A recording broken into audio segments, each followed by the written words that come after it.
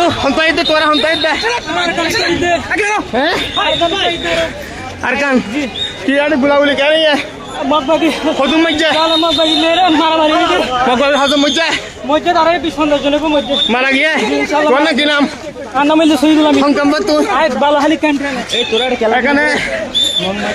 মগবাগি হাজম মজ্জা 17 ওরে বুলাবুলি